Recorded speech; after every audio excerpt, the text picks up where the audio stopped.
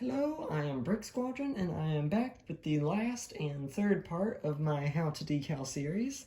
And I am basically going to be explaining what you do with the clear coat sealant and the great deal of confusion that is around that. And then I'm also going to be showing you the best way to put that on these, and I'll just be talking in general about the supplies that you need during this. So I'm going to get into, first of all, what you're going to need. Well, really the only thing you're going to need is this sealant, or basically whatever clear glaze or crystal or like spray canny thing that you have that you can find. This is the one that I've been using. I don't know if the others are better or how they work different, but I mean, you can try this one and see if you like it. But basically, what you would do is you would take this, and you would want a mask so you're not breathing all this fumes in when you're doing this. So take this outside, put your mask on, make sure there's like not a very strong wind blowing because you're not wanting that to come back in your face. And then take your drying rack that you have. It doesn't have to look like this, but you would take your clone trooper that you've decaled, as I talked about last video, and there'll be a little link up here to that. And what you would do is you put your parts of the decaled clone trooper on your drying rack. And I like to use parts that I'm not going to be building with because they get, you probably can't see it, but they get really like messed up and covered in the sealant, and also from being just covered with all the weird plasticky stuff that's going on here. So really not good if you're going to want to use these parts to build again later, so just keep that in mind. You're also going to want something that's reasonably long, so you don't have to have your hand getting in all this. So this could probably be longer, but I think it's fine.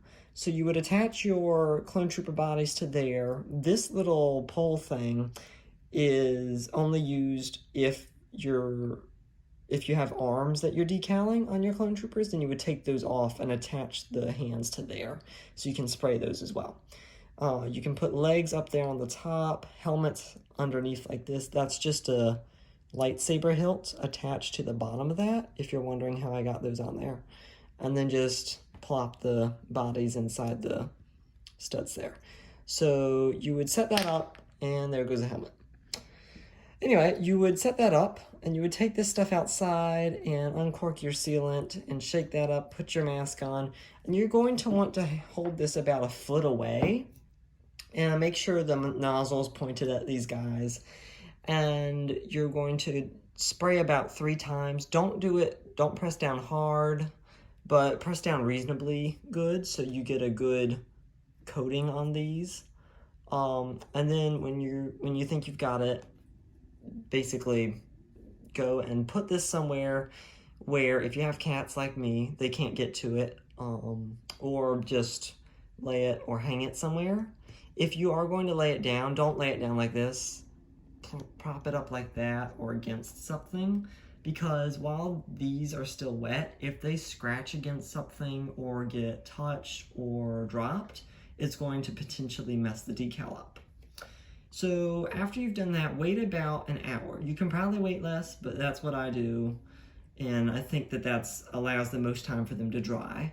And after they've dried, you're going to notice they get this like weird shiny feeling, and they're going to look shiny, and they're going to feel different than the actual plastic. That's because the sealant, don't worry, you haven't done anything wrong. So after you've done that, and you've inspected them and made sure they're all dry, you can just take them off like this.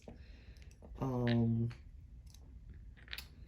then you would go and get your heads and the hips that you've carved out for these clone troopers, and just go ahead and attach the legs back on, the body to that.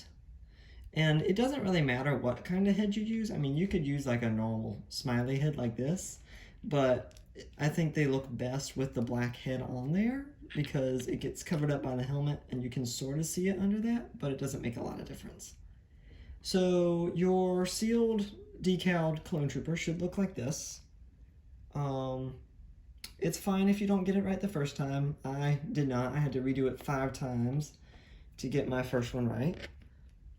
But basically, that's all there is to it. I'm going to leave links for the part 1 and part 2 of how to decal in the description.